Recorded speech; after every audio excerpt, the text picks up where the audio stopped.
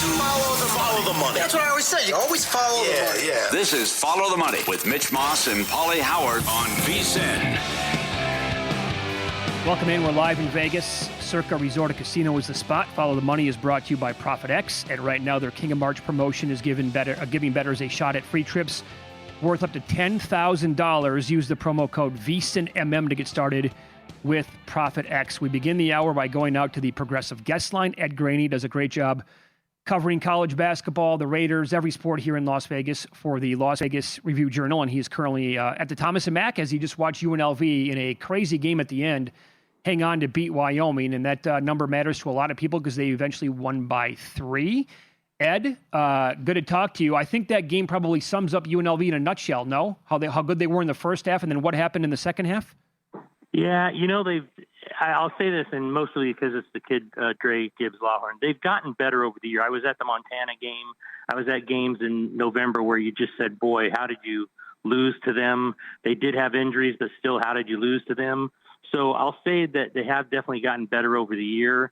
They've played well down the stretch, but it was a tale of two halves, like you mentioned, that we've seen a lot from them. But they made the plays in the end. Tyron Jones, who's a great shot blocker, he had 6 today. He gets the block. They make the stop, and now they get a Utah State team. I'll be interested. Maybe you guys will know. You'll know before me, obviously, what the line will be. But they took Utah State out twice, yes, and they blew them out here. So that's going to be fascinating to me what that line is after beating them twice and blowing them out here. And Utah State, had the bye and they're rested. So that's going to be interesting tomorrow. I have it. What do you make it? What do you think? I'm not good at this, but Utah State's favored. 6.5.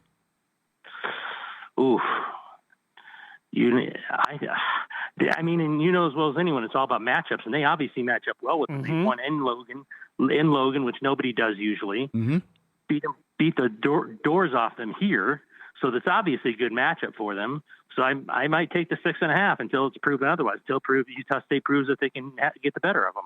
I'm picking up what you're putting down. That's my thinking exactly. And it's one thing to beat them; they throttle them both meetings. So what does this mean for the conference tournament? And what do you think, especially if the Rebels can shock the 1 seed tomorrow? You have the Aztecs on the bubble. You got New Mexico on the bubble. Do you see chaos here? I see chaos because I don't think it's a great league, and I haven't all year. I think there's a lot of teams like each other. So, if Utah State wins, it could definitely be a one-bid league if they win it. And I wouldn't argue that case. I think they're all flawed. If Utah State doesn't win and someone else gets them, obviously it'd be a 2-bid league. But let's say New Mexico's in the bubble. San Diego State, I think, has to win this thing. I don't even put them on the bubble at this point. Okay. But I think it is. I think it is chaos right now. I think anyone can win the thing because I don't think there's a great team in the league. So we'll see what happens. But, Boise has a chance. Colorado State's played well down the stretch. So, throw it in a hat and pick somebody out, and you could get the winner. Yeah, I think that sounds about right. Like spot on. Like if you put every name in a hat and you drew it out for somebody and say, here, this is the bet that we're going to give you, they can win. You got to be like, okay, that makes sense to me. Yeah, UNLV would have to win 4 in 4 days, but the way the league is, I wouldn't put it past them. I mean, if they can defend and they don't give up 20 offensive rebounds every game, they'll compete with people. So, I think something weird's going to happen. I think someone, unknown or in terms of, people picking who's going to win this thing might end up winning it. And they want that because I think Utah State's in, obviously. So they want at least 2 bids. I don't think they're getting 3. I don't think they deserve 3. So they want someone other than Utah State to win because I think they're in. But who knows? I mean, like I said, I take the 6.5 tomorrow until someone shows me that Utah State can play with the Rebels, which is crazy to say. I would take the points. What was your night like last night when you saw Bam go for 83, but then you had the big news with the Crosby trade that was off? Well, I was scheduled to write the WCC final. I spent the entire night in the media room writing Maxx Crosby and didn't see 1 minute of the WCC final. So that was pretty crazy. That was just and I said before we came on, he scores 83. And in the press room, it was an afterthought. Someone just yelled out, "Oh, he got 83," and everyone went back to work on Crosby. It was. I mean, it was crazy. You think about that, and it happens, and then you got the the Americans losing to some Italian pitcher from Anaheim, California. You know, I mean, that was another. No one even thought of that or talked about that thing. Yeah. That they actually lost to Italy. No one even mentioned that until afterwards when you looked it up. So yeah, the Crosby thing was crazy. It's continuing to be a little crazy today. We just heard the Ravens GM talk about it. If you believe anything he says, I don't. About how crushed they are. And look, I mean, if you're telling me that they saw something in the medicals and we're already on Trey Hendrickson, that wouldn't shock me at all. Mm-hmm. That would not shock me at all if you told me that's what happened and they figured, you know, the Ravens they're not giving up 2 first-round picks to anybody. So maybe they got a little buyer's remorse. They saw something on the medicals. They knew Trey Hendrickson was out there, and this is the way they got out of it. I'm glad you brought it up about Eric DeCosta, the GM, because right now there's a quote on the TV for NFL Network where he said, "Nobody is more upset than me." End of quote. Yeah, sure, pal. I'm going to believe that. No problem. So what do the Raiders do from here? There's no chance they're going to get 2 first-round picks moving forward, correct? They're not going to get 2 first-round picks. I've written it several times. I don't think I'm going to back off on it. I've always said they should trade him. I've always said it's a total rebuild. They need assets. They need draft picks. But the problem now is, what does the market bear? And like you said, Mitch, what is the market now for him? You can't give him away because, you know, he's obviously still one of the best players at one of the most important positions. So you can't just hand him to somebody. So this is going to be the interesting part. And, you know, how fractured is the relationship? Is it completely broken? Is it just, you know, tethered in a way that, you know, they can, you know, go back and fix some of these things and have him be okay? Because if the knee's right, he's still a great player. And I will say this for him, knowing him and how much he competes on every snap and how, you know, what a great player he is, this could really put him over the top if he's healthy to have a great year. Because he was traded. He was in Baltimore on Instagram doing stories. He was a Raven in his mind. And then this happens to him and he has to go back now. This could really, you know, jockey him into some kind of great season if in fact he's healthy. But again, 8 procedures in 7 seasons. You know, I mean, he's had his injury problems. He had a meniscus last year in the off season. So you're exactly right. I don't know what the market is now, but I think there's a market for him. I just think people will think they have leverage now, try to lowball it and see if they could get him. And I don't think the Raiders will just give him away, and I don't think they should. What a mess. I agree with Mitch. The league should step in because he's not going to pass the physical because he just had the surgery. But the other thing is, they're not obligated with all these deals and guys they sign now, right? Could the Raiders get out of some of these contracts they just gave out? Well, they're announcing, you know, some's coming out each hour today in terms of who they're signing and who they just announced the trade for the corner from Buffalo. They just announced that. But yeah, I mean, essentially, until it's signed, it's not official. Now, I guess the question is, do you want to be that team? After, you know, the Ravens look horrible in this. To me, they just look awful in this. This is all on them. So do you want to be that team, that next team that goes out and you've already had a handshake agreement with a guy like Linderbaum and say, well, no, we don't want to pay that much? I don't think they will. I think they'll follow through with their agreements, and then they're going to have to make a decision on Crosby, whether they bring him back or whether they try to, go out and get more trade offers for him. But, Paul, I don't think they're a team that's going to now turn around after what the Ravens did and said, okay, we're going to back out of agreements. Okay, very good. Ed Graney, our guest, covers the entire Las Vegas sports scene for the Las Vegas Review-Journal on the Progressive Guest Line. Ed, we have a couple of minutes left here. Like Mendoza to go to the Raiders is like it's minus 10,000, right? You're not going to make any money betting that because the cat's been out of the bag now for a long time. But if there is a team that falls in love with him, that's down the board a little bit, and they were to offer the mother lode to the Raiders for that first overall pick, do you think they're at least going to listen to it? Well, Spytek listens to everything, and I think he should. It's just like when before the Ravens deal handled with Crosby, he said, we expect him back, but we listen to everything. That's what he said at the Combine. So I think Spytek listens to everything. And if someone's offered the mother lode, like you said, they'd have to consider it. They'd have to consider, I don't know how many first-round draft picks you're talking about, but they'd have to consider it. I think they're taking them. I think the decision's been made. They're going to take them. They're probably going to get, if it's not O'Connell, they'll get another quarterback to play a little before him. Spytek has said he doesn't like to play rookies right away. I don't know everyone who's still out there, but there are quarterbacks out there that you could bring in. If not, make O'Connell the starter to start, and then have Mendoza obviously replace him eventually. But yeah, Mitch, I think they listen to it. Okay. If someone comes with a mother light, I think they listen. Could that veteran starter be Kirk Cousins?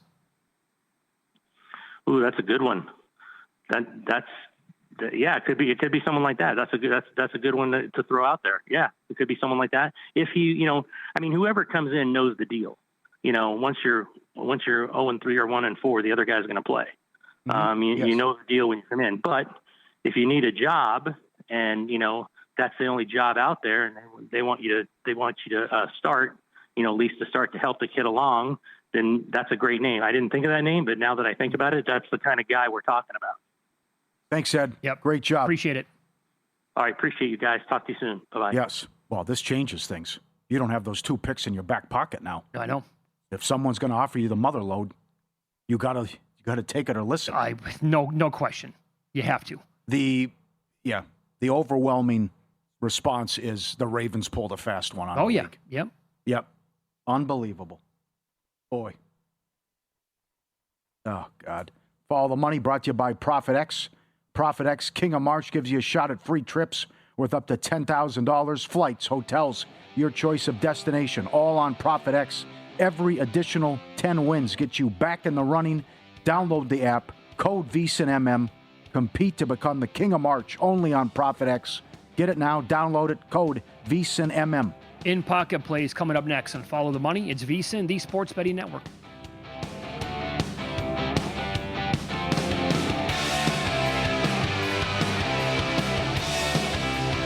So you're listening to this podcast because you want an edge. But what if I told you you're only halfway there? You've got the mindset. Now it's time to get the toolkit to match. Here's the thing. Pro bettors spend thousands on data and tools, but what they don't want you to know is you can get the same edge for a fraction of the cost with VSiN Pro. With VSiN Pro, you get access to expert picks, public betting data, prop projections, powerful tools, analytics, and more. Tap the link in the description and see why thousands of bettors are already using VSiN Pro to cash more bets.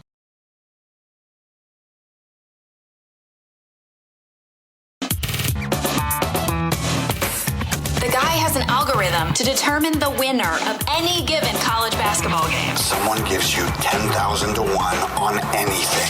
You take it. Take it. Take it. I bet you $20 I can get you gambling before the end of the day. No way. I'll give you 3 to 1 odds. Nope. 5 to 1. Nope. 10 to 1. You're on. All right. The meltdowns continue. No lead is safe. UCF beat Cincinnati in overtime. Cincinnati was up 8 with 2 minutes in regulation. Turnover, air ball. How they closed it out. Wow. How do you blow these leads? Here we go. Mercyhurst plus 6.5. Tied with 4 minutes left. They lose by 9 in the Northeast title game. The NBA Tankapalooza parlay. Pistons by 50. Hawks covered. Heat blowout.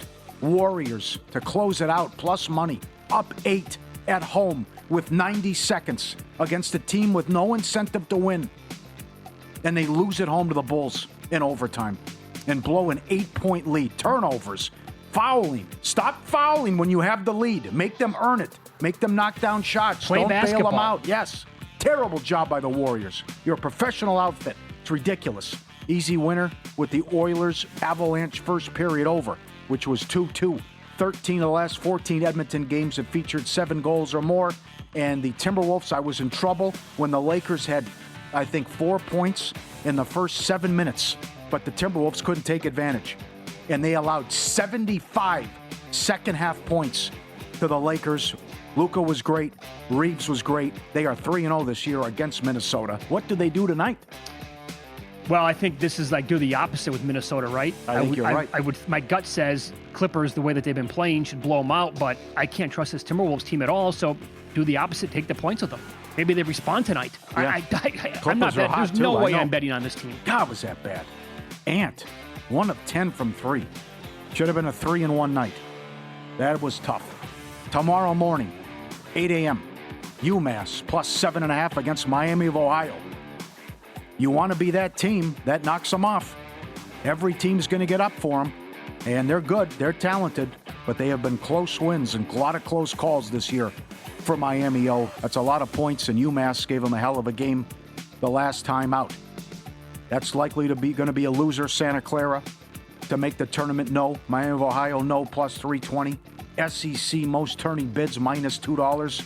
I think I'll hang on there, but it's going to be close. UNLV, they won today. They are 6.5-point dogs tomorrow against the 1 seed Utah State. It gets interesting in a hurry if they win tomorrow at noon. They swept Utah State 75-1 to win a conference tournament.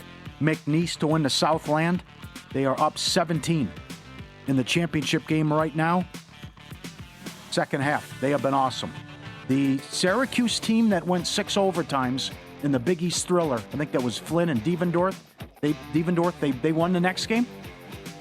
So it's they're kids. It's fatigue. What fatigue? We played till 1 in the morning. We went 3 overtimes. They've been great so far. Yeah, because they won the conference tournament that year, right? Did they? The same year as the 6 overtime Thriller? I might be getting that team confused with one of the UConn teams. You are better off doing the rollover parlay here. Western Kentucky to win Conference USA plus 750. They are only a 2-point favorite in the quarterfinals. Better off with the rollover parlay. Much the best. Dayton to win the A-10 plus 750. Akron to win the MAC $1.15. Good luck. Back at you, Pauly. I was with you last night on Mercyhurst. No bueno. Tied again. 4 minutes left. Tied. Great game. Back and forth the whole way. In the entire game. Yes. No good. So, tried to split her right down the middle last night. Before the tournament started, Merrimack 3-1 to win it. And then came back with Siena plus 3.5. And Siena eventually won by 10. They looked good doing so, by the way. Got a little hairy late, but they hung on. They expanded the lead. And so split those bets. Pending new stuff here that we have. I'm with you. Akron to win the MAC. St. John's half unit here to win the Big East plus 210. That game against Seton Hall, if that's who they get, it's going to be a little scary. But UNLV to win the Mountain West 50-1 for a quarter unit. Colorado State, opposite side of the draw, a quarter unit at 22-1. The new stuff here. We got some golf, got some more. This is a very risky play here. There's a chance he withdraws again before the tournament tomorrow. Yeah. City's a game time decision. The numbers are just too good though on McElroy. I did take a gamble. Maybe this is probably dumb. I would say the number was too good to pass up in my opinion. I took 1 unit on McElroy top 10 plus 230. I got Morikawa top 10 2-1. I got a small bet, 2 of them, on Morikawa and Siwoo Kim to be the first round leader. Morikawa's 25-1, Siwoo Kim 30-1. Tonight in the Patriot League, we'll expand on this coming up with our next guest in about 10 minutes. Got to take the points. Give me the 2.5 with Lehigh. At home, swept them. And BU was off that incredible performance against Navy. Paul, we're joining forces here. UMass plus a 7.5 tomorrow morning against Miami. And when Bruce Marshall comes on the show and says, I don't know how Santa Barbara's favored, give me the other team plus 5.5 without hesitation. I'll take Davis plus the points tonight. Strong on that league. He loves the Big West. Download the free Upside app. Use promo code NETWORK. Start earning real cash back on gas, groceries, and dining. Just open the Upside app and claim a cash back offer at a location near you. Shop as usual, earn real cash back. Over 5 million users already earning. You can cash out directly to your bank account, PayPal, or gift cards. One of the easiest ways to save on everyday purchases. Download the free Upside app now. Code NETWORK. Get 25 cents back per gallon on your first tank. Find the offers near you. Stuff you buy every day. Use it. Head to the location. Bang. Make your purchase and save. Your earnings your way. Upside. I brought this up with BYU right around our vacation time, how they were such a good second half team. They were the number 1 points per possession second half team in the entire country. And that has kind of continued. Our buddy Chris Massero just tweeted out, and I'm tailing him. I didn't have time to give it to Luke in pocket, but I took West Virginia plus a 2 in the first half. I did not realize BYU was this bad in the first half. They're on a 1-13 ATS first half run. What? 1-13 first half ATS. Wow. They have been a very good live betting team because they've been so good in the second halves. They fall behind. It's like that game going back to last week at home against Texas Tech. Mm-hmm. The Red Raiders couldn't miss in the first half. BYU is a great second half team. You knew that Texas Tech, the shooting regression was probably going to come, and BYU came back to win the game when they dug a big hole to begin with. Do you have the, because Mitch brought up the golf, do you have Keith Stewart here? I want to hear, this is good. So you mentioned your golf bets. We talked to Jeff Seeley earlier, huge tournament with the Players' Championship. This is Keith Stewart earlier on the network about how weather could impact the tournament. Jensen, here's the thing. Predicting the weather is tougher than predicting the winner of the Players' Championship. We all know that, right? But as we get closer, it's good that we're talking today and we're not talking on Monday or when I got down here Sunday night. It looks like if I had to pick a wave, I would go AM, PM. It looks like the guys on Thursday afternoon are going to get jammed up by a little bit of rain. They could come off the golf course at one point. They could be a start and stop type situation. And then this front is going to come through in the early hours of Friday morning, and you're going to see some gusts in the 30, 40 mile an hour range. So you don't want to be out on a golf course that has 17 holes with water in play. So I would have to lean on the AM, PM wave. Of course, diversify your card. I would pay attention to, both sides of the split from a fantasy or an outright perspective. But for the most part, I think the guys that are going to get the luck of the draw are going to be AM, PM. That's very good. Part of the reason why I took some of those guys, first round leader, Morikawa and Siwoo Kim. That is good. Uh-huh. Strong. Now, Jeff Seeley earlier in the show said there's a chance maybe the rain is so heavy that there's actually a stoppage, and that could flip it then. But it's a great tournament. Yes. I mean, because of what happened last week, Rory is 16-17 to 1 to win. He would not be close to that number had he finished last week without the back injury, because I think he was probably going to make a run at top 5, and who knows how close he would have been to the top. But I love watching this golf tournament, man. They got a great prop up. I'm sure, DraftKings has got stuff as well. But I know down the street at the Westgate, Jeff Sherman's got the prop up. How many balls in the water on 17? They got great stuff up there. And this is the tournament where you can implode and the thing can go sideways in a hurry. That's great. Do you know the number on that? I'm going to grab it right now. I'm looking for it. I think. Come on, Jeff. Most in 1 year was 93, by the way. Number of balls in the water on 17, 44.5. Hole in one on 17, no minus $2. Oh, wow. That is hard to pull off. Leading score after the first round, 65.5. Under minus 250. The number is 44.5 for balls in the water? Yes. Since 2003, the average per year is in the 48 to 49 balls range. Okay. So if it's just average, then that's going to go over. But again, the least in 1 year was 2014 when you had 28. So it wasn't even close. 93 in 2007? What was going on? No kidding. Oh, God, that's good. We'll continue with more college basketball. Rocco Miller is going to join the show, final 30 minutes as well, coming up here on Follow the Money. It's VSiN, the Sports Betting Network.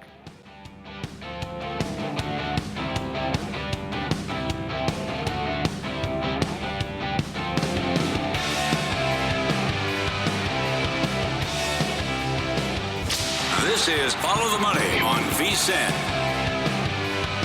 Follow the Money is brought to you by ProfitX, and right now you could be winning a $5,000 or a $10,000 trip during March Madness. Check out King of March and use the code VSiNMM. King of March, use the code VSiNMM at ProfitX. Rocco Miller's going to join the show coming up in about 10 minutes. He covers college basketball year-round. He's in town for all these tournaments going on as we speak. And there isn't I brought this up yesterday on the show. I wanted to see how it was going to play out in the Big 12, where the women's games were so low scoring because of this new LED court with the lights, and they changed, and it's a glass surface evidently. The first time ever that a tournament or games have been played on something like this. All 4 games went over yesterday. Both games today stayed under. Both games under. We have 2 more games coming up. BYU, West Virginia, the total's around 141.5. Oklahoma State, TCU, around 158. I kind of think it looks cool. Other people are like, cut it out. This is a circus. Yeah, I don't mind the look of it. I wonder what it's like to play on. Yes. This is after the game last night with Kansas State giving up 100-plus to BYU. One of their players, Taj Manning, talked to the media about the court. Tonight, everyone's been talking about this floor. What was it like playing on the floor? I saw a few slippages. Yeah, it's pretty bad. Yeah. To be honest, it's slippery. It's the lights and stuff caused Kamari to get a migraine. And, really? Yeah, it's a bad floor. They shouldn't bring it back. If you want my honest opinion. Fun for the fans, but not for the players, maybe? Well, I haven't really talked to any fans, so I don't know. I'll probably ask my dad what he thought about it. Yeah, it's just an eyesore. It's constantly changing and stuff. It's flashing different lights and all that. Nobody wants to play on it. They just want the normal hardwood.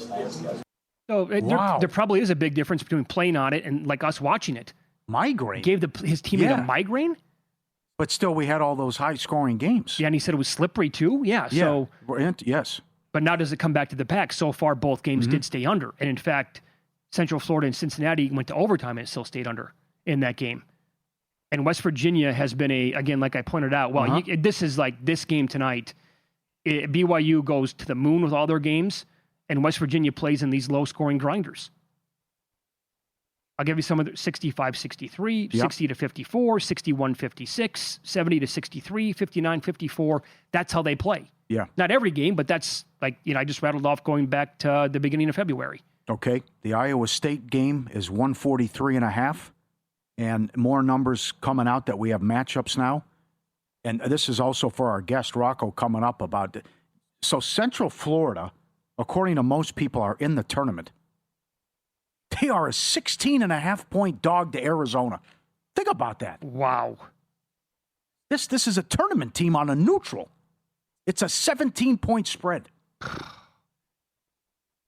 Well, so to your point about there's just an enormous gap between these top four teams, and Cinderella's dead, and they're just so good. They might be, this is like a 9 or a 10 seed, and it's 17 on a neutral. Yeah.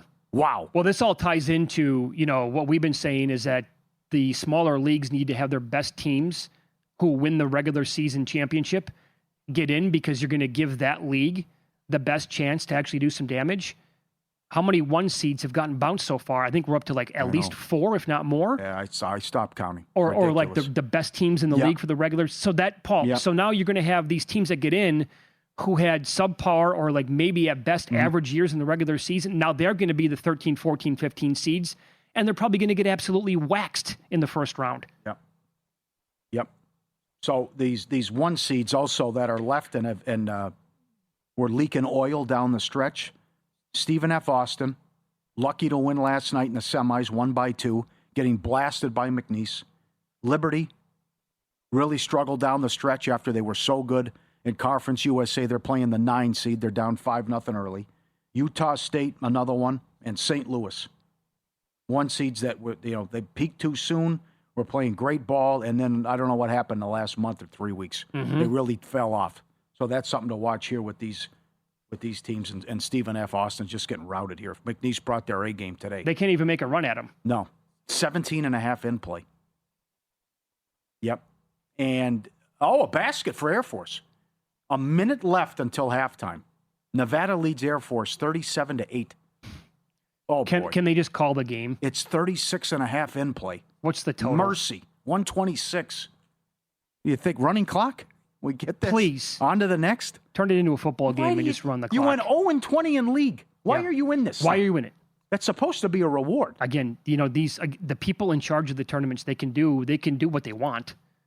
They can draw a line.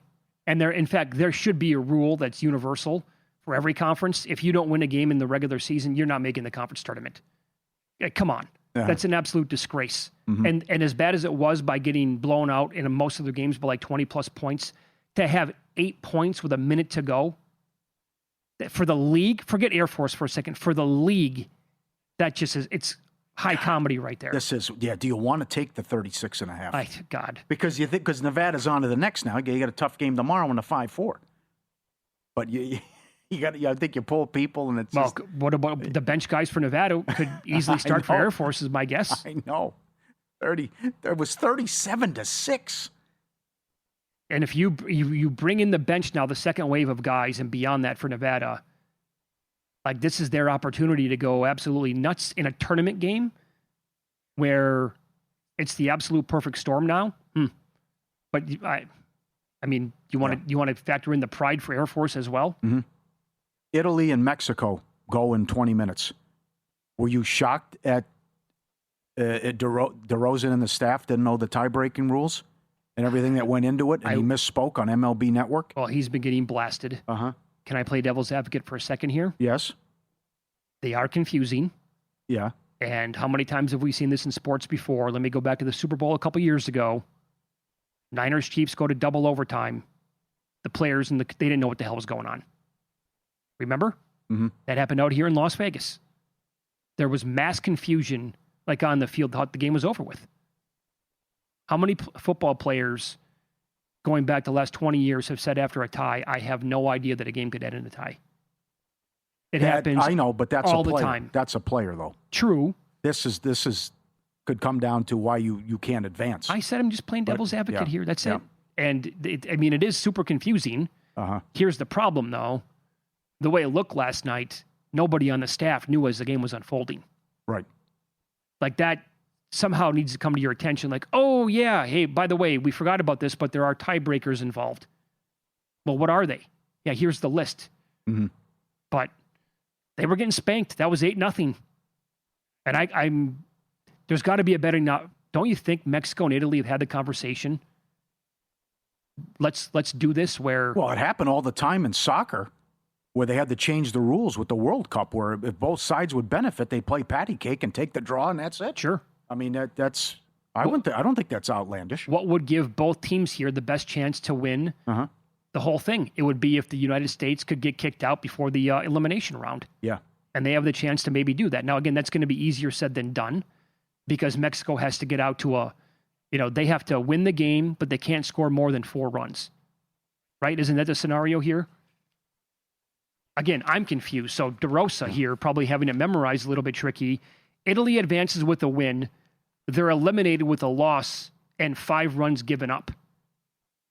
Mexico advances with a win. They're eliminated with a loss. So they have to win. And if they win by scoring 4 runs or fewer, then both Mexico and Italy are going to be to the next round. And U.S. axed. Yeah. Mexico's $2. Assad against Nola. 7.5 the total. The big boy's a little bit later on tonight. That's anyway. Right. What do you think? Sandy's going against Eduardo Rodriguez. Yeah, they're $2. That team is so good. The lineup again. Yeah. I have them in pocket, so I can't. I just got to root them on again tonight that they keep going. If they lose, I believe they get Japan in the bounce back game, which is that's not what I want to happen. What an abomination! 39-10 at the half. Oh God! Put in a phone call. Come on. Get Air Force out of the city early. 39-10. This show brought to you by Prophet X, home of the King of March. While everyone else is stressing over their bracket, you could be winning a free trip worth up to $10,000. Win 10 pregame spreads or totals across the 67 March Madness games and hit your volume goal. Sign up Prophet X, code VSINMM. Win 10, hit the volume, earn your shot. King of March, only on Prophet X. Flights, hotels, wherever you want to go, covered. Every 10 additional wins earns you another entry. Huge. King of March, Prophet X. Sign up now, code VSINMM, Prophet X, code VSINMM. You give Friday of this week a 10 out of 10. What do you give Thursday? God. I think Thursday. I think Saturday's better, but Thursday's strong. I think Saturday's better just because you're talking about all the championship games. But then the comeback is, what if you don't have the big boys or the marquee matchups, though, too? Right? But I love how it's spread out Saturday. You got games from 8 in the morning with the America East till the whack that goes at 9 o'clock Pacific. It's nuts. I think Thursday's a 10 out of 10. Do you? I think both days are. Friday's so good. It's amazing. It's unfortunate what happened with the Pac-12, but they're coming back. But that was also added to the intrigue and why the city was so great, too. Rocco Miller next. Should Memphis be this big of a favorite tonight?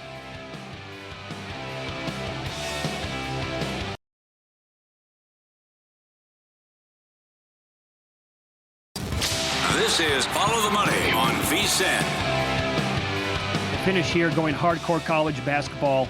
Rocco Miller does a great job covering this sport year-round. He's a great follow on X, at Rocco Miller 8. Bracketologist, analyst, covers all these leagues. He's in town. He went to the West Coast tournament last night, going to go to the Big West tonight. Great to meet you. Thanks for the time today. How are you? Hey, I'm doing well. Great to be with you guys. Good to be back in here. A little annual visit, and it's first time with you. So yeah. This is great. You really do a stellar job on social media and beyond that. So thank you for the time. I want to talk to you about this game because I teased it before the break. Like, Memphis is laying 4 against Tulane.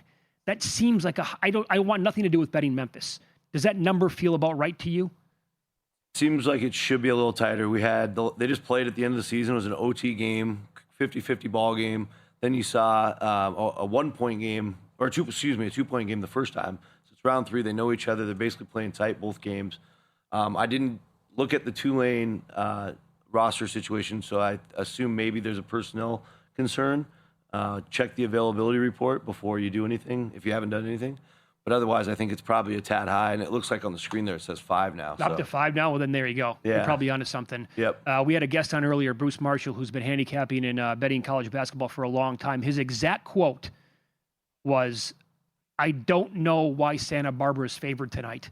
And they're laying 5.5 to Davis. What do you think of that? Yeah, again, I got to look at the personnel. But the thing is I know this matchup very well over the years. You know, Jim Les has been at UC Davis for a decade at least, and Pasternak's been at UCSB for a long time. UC Davis usually puts that offense into a little bit of a pretzel, I would say, different zone variations, and dominates the glass typically. I know UC Davis won the last meeting, and I would agree. I mean, I would tend to say UC Davis should win this game, but check the personnel just to be safe. But yeah, typically Jim Les owns Pasternak. Check out the history between those two. Wow, very good. Patriot League final coming up in 20 minutes. The 4 seed, BU favored at Lehigh in the title game. Are you surprised by that? And BU off the huge upset over Navy. Yeah, I mean, this tournament's been insane. Yeah, close games. It's a tournament of epic proportions with deep buzzer beaters. Lehigh had one. Boston U had probably the most memorable one to knock off Navy. Elite behind the back dribble to set up that shot, by the way. Mm-hmm. But I would say in this particular series, first of all, Lehigh's a great home team. I think they have a big streak where they've either won all their games at home, or if they've lost, it's gone to overtime. And you have to remember, in the Patriot League tournament, these are campus games. So I would say I'm a little surprised Lehigh's getting points. I would figure it would either be a straight pick 'em or Lehigh laying a little bit. So I think Lehigh wins this game. Okay, yeah. But it could be another thriller with the buzzer beater. Right. I'm going to put you in charge. If you were a conference commissioner, I feel terrible for what happened to Navy. They didn't lose for 3 months, and they went 17-1 in the league and won the league by 5 games. Not good enough. You got to win 3 more. What's the best way to do this for a small conference when you put your conference tournament together? Yeah, well, it's interesting because when you're in the summertime, you might know that you have a dominant team or two, and I think that's the time. You can change your bracket all the way up until about the fall. If you know that's coming for the next season, you have the right to just build one of those ladder-style brackets where the top 2 teams get buys to the semis. I think that would be the kind of year to do that.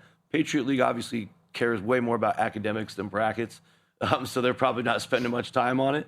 But in other leagues like the Sun Belt, where everybody's basically even, to do it doesn't make a lot of sense to me. You had a 6-way tie for second. Yeah. And you lose that tiebreaker like Arkansas State did, you got to win 3 extra days versus the Marshall Thundering Herd, who won all the tiebreakers and got 3 extra days off. Unbelievable. So that one doesn't make a lot of sense from that standpoint. But I do think, Gonzaga and St. Mary's in the WCC set this standard years ago, and it's made sense it's so perfect for that league because those top 2 are much better than 3 almost every year, and they should get rewarded for that. So I think you have to know your league, and we're in the era of the portal. So just like teams are nimble, rosters are nimble year in and year out, make your bracket nimble. You don't have to swear to a bracket style for the rest of your life. Go year by year. You could basically change it then like every September or October if you wanted to. Yes. Any thoughts on the Big Sky title game tonight in Boise on ESPN2? Montana with the season sweep, but Idaho's taking money up to 3.5? Yeah, I do. I think it's been fascinating because the Idaho Vandals for most of the season have been a 3-point heavy team. And in this Big Sky tournament, they've been attacking the rim like relentlessly, almost the inverse of who they were in the regular season. So, first of all, the best news is Colton Mitchell came back for the tournament. They're clearly playing at a high level. They dominated a good Eastern Washington team late last night. And I think Montana's biggest vulnerability defensively is defending the rim. So Idaho can just keep doing the same game plan, and I don't think Montana can slow them down. So I do like Idaho here. I'm a little surprised that everybody's kind of on that. Montana's the higher seed. Montana dominated them in the regular season, but again, that was a game where Idaho settled for a lot of 3-point looks. Didn't make many of them. Tonight's going to be a much different game plan for the Vandals, but I do like them to win. And here at Circa now, Idaho up to 4. Our guest, Rocco Miller, great job covering college basketball year-round. You can follow him on X at Rocco Miller 8. I want to ask you about a game tomorrow in the Mountain West, Thomas and Mack. This is a funky third time around because the first time they played, UNLV went to Utah State as a 16.5 point dog, won outright. Then the rematch here in Las Vegas not that long ago, Utah State was laying 8.5. UNLV beat them by 27. So the number tomorrow is Utah State 6.5. Crazy, right? Yeah. I mean, beat them twice by double digits. Clearly there's matchup issues. Gibbs-Lawhorn was too much for them. And you catch Utah State in these kind of interesting spots because Utah State, they're fundamentally sound. They're a great home team, but now you get them out of Logan. Played much differently out of Logan, especially in the last month. Yes. And you have the Jared Calhoun situation where his name's mentioned with Cincinnati. Cincinnati just lost moments ago. His name's mentioned for Pittsburgh. And you just know they've done enough to get in. So there's some distractions right now for Utah State based on that. Great opportunity for UNLV to beat them a third time, in my opinion.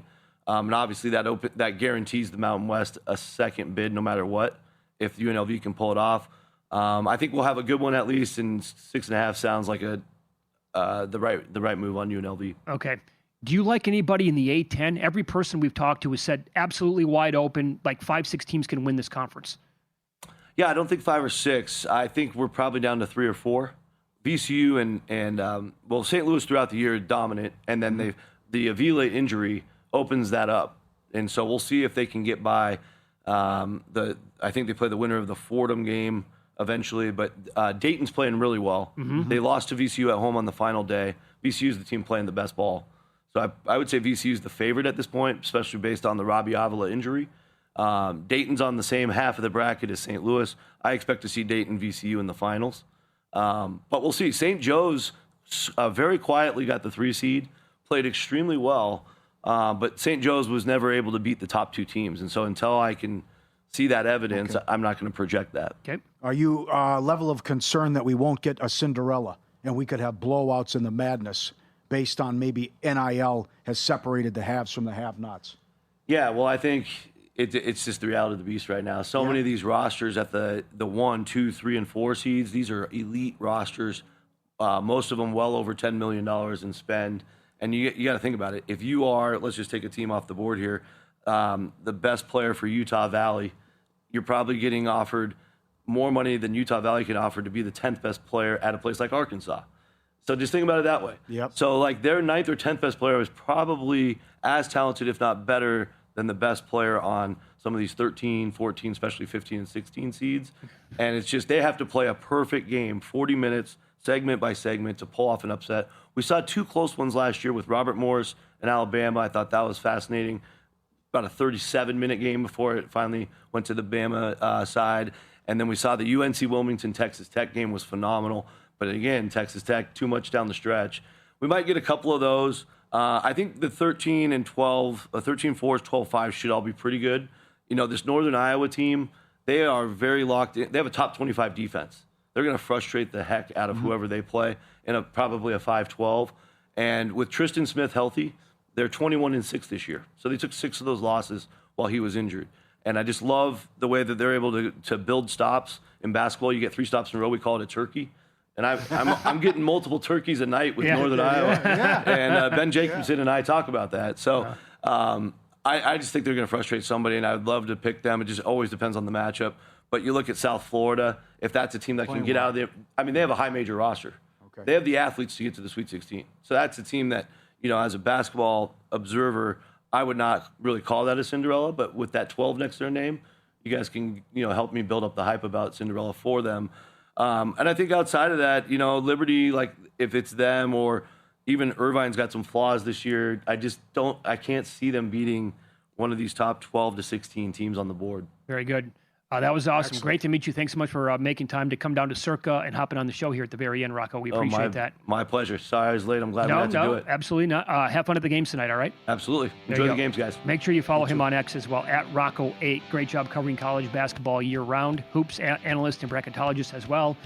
Stay tuned. Primetime next, taking you through the entire live betting night tonight in college basketball. Cashing out later on, and wake up early tomorrow with Dave and Jensen. VSiN by the books at 7 a.m. Eastern. Good luck with the bets tonight.